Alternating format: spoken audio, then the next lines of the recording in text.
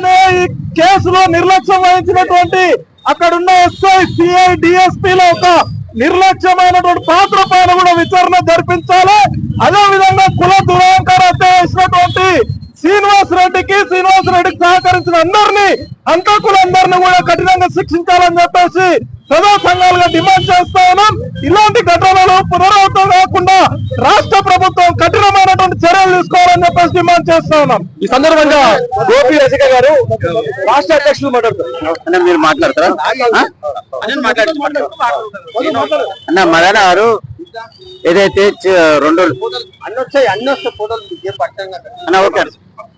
అన్న 2 నెలల పాప మీద ఏదైతే జరిగిందో దాడి, పాప మరణానికి కారణమైన వారి గురించి మీ స్పందన ఏందన్న?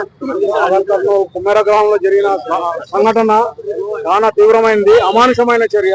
దీని మీద మన ప్రభుత్వం ఇంతవరకు స్పందించకపోవడం నిజంగా సిగ్గుచేటు. ఎందుకంటే చిన్న చిన్న విషయాలు ఏవి జరిగినా కూడా ప్రభుత్వం వెంటనే స్పందించి వాళ్ళకు న్యాయమైన వసతులు కల్పిస్తారు. మరి ఒక అనగారిన కుటుంబము రోజు పొద్దున్న లేస్తే వాళ్ళ పని వాళ్ళు చేసుకున్న కడుపుకి వెళ్ళని పరిస్థితుల్లో వాళ్ళు ఉన్నదానికి వాళ్ళని ఖచ్చితంగా నువ్వు 100 రూపాయలు కట్టి కొడుకు రావాలని లేకుండా రావద్దు అని చెప్పి ఏదైతే సంఘటన జరిగిందో అది నిజంగా మనము దేశంలో ఉన్నామా లేకపోతే ఎక్కడన్నా వేరే పాకిస్తాన్ లో ఎక్కడన్నా వేరే దేశంలో ఉన్నామా అర్థం కాని విషయం ఇది.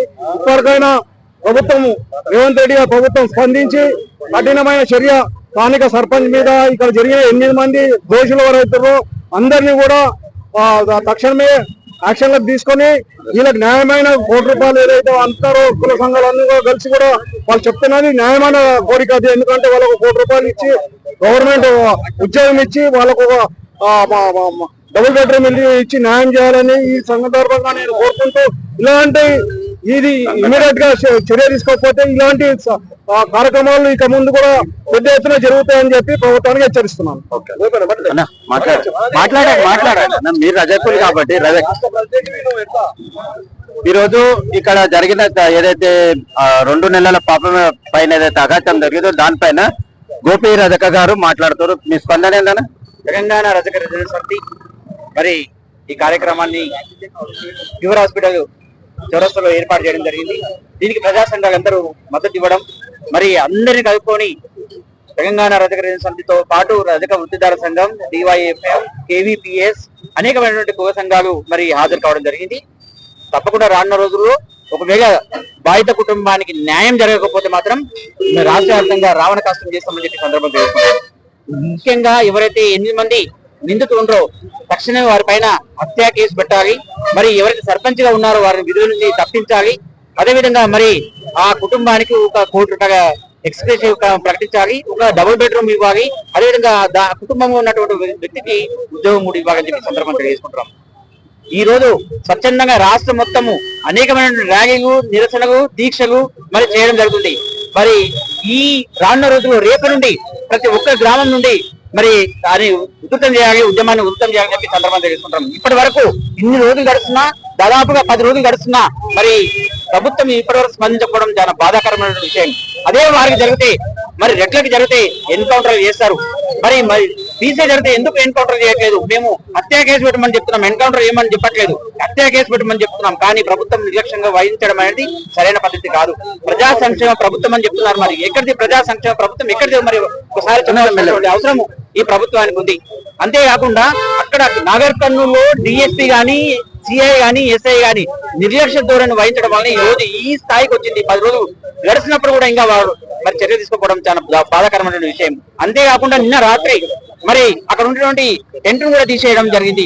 మా వారికి మరి గొడవ పెట్టి అక్కడ 144 సెక్షన్ పెడదామని చెప్పి పక్కడబందిగా ప్రాంతం చేయడం జరిగింది.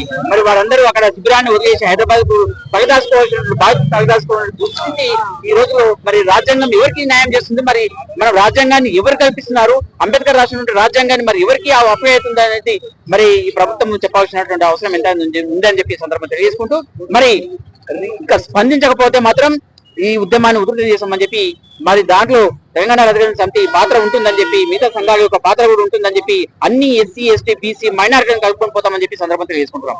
ఈ కార్యక్రమాన్ని ఉద్దేశించి వందన సమర్పణ ముత్యాల నరసింగన్న గారు సీనియర్ నాయకులు మన రజక సంఘానికి సంబంధించి వారు చేయాల్సింది కోరుతున్నారు. దగ్గర రాలే. పోరాడదాం 2 నెలల పసిపాపను హంతకులను శిక్షించేదాకా దురహంకారులను కఠినంగా శిక్షించాలి. ఏదైతే కుమ్మరావు గ్రామంలో జరిగింది కదా అమ్మాయి పైన, దానిపైన మీ స్పందన ఏందన్నా? ఇప్పటి వరకు కూడా ఈ ప్రభుత్వంలో ఉన్న అధికారులు ఎవరు కూడా స్పందించలేదు. ఎందుకు వచ్చా ఇది? స్వతంత్రం వచ్చినాక ఇన్ని సంవత్సరాలకు కూడా ఇంకా కుల వివక్షణ ఉన్నదంటే ఈ ప్రభుత్వాలు సిగ్గుచేటు. ఎస్సీ బీసీతోని ఇవాళ రేవంత్ రెడ్డి గారు ప్రభుత్వం ఎక్కిండు.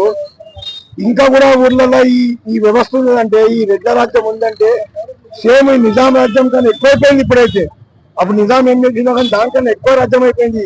ఇంత అన్యాయము నిమ్మ వర్గాల మీద ఇంత అన్యాయం జరుగుతుంటే ముఖ్యమంత్రి మనం ఎందుకు మాట్లాడతలేరు?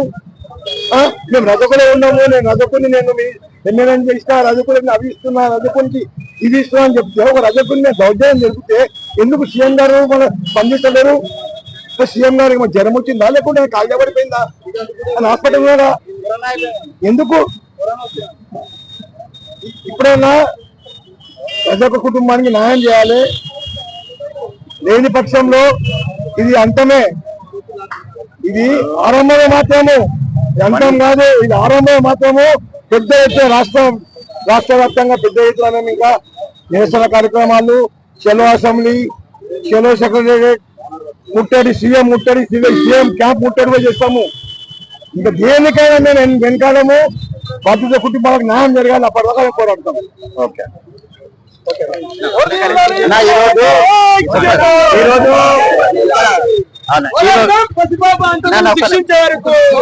ఈరోజు కురంటి హాస్పిటల్ దగ్గర ఏదైతే 2 నెలల పాప పైన ఏదైతే దాడి జరిగిందో దానిపైన రజక సంఘం, మళ్ళా పలు కుల సంఘాలు పెద్దలందరూ కలిపి, ఇక్కడ ప్రజా సంఘాలు అన్ని కలిపి కూడా ఇక్కడ క్యాండిల్ ర్యాలీ తీయడం జరిగింది. ఈ క్యాండిల్ ర్యాలీ తీయడం కాదు, ఏదైతే ఇప్పటి వరకు కూడా మన స్వతంత్రం వచ్చి ఇన్ని సంవత్సరాలు అయినా ఇంకా రెడ్డిల రాజ్యము, రెడ్డిల పెత్తందారం ఏంది ఇది? 7 మంది ఈ అమానుషంలో పాల్గొనడాల 3గురినే మన ప్రభుత్వం అరెస్ట్ చేసింది. ఇంకా 4గురిని మాత్రం ఇప్పటివరకు కూడా అరెస్ట్ చేయాలి. ఏదైతే అక్కడ సర్పంచ్ వాళ్ళ తమ్ముడు ఉండో ఆయనను మాత్రం ఇప్పటివరకు పట్టుకోవాలి. వాళ్ళందరినీ కూడా కఠినంగా శిక్షించాలని చెప్పేసి ఈ ప్రజా సంఘాల వారు కోరడం కూడా ఒక న్యాయమే. ఖచ్చితంగా ప్రభుత్వం ఇకైనా స్పందించి వాళ్ళని అరెస్ట్ చేసి వాళ్ళ మీద ఎస్సీ యాక్టివ్ కేసు పెట్టాలి. ఖచ్చితంగా వాళ్ళ కుటుంబానికి న్యాయం జరగాలని ఈ కేఎంజీ ఛానల్ నుంచి మేము కోరుతున్నాం.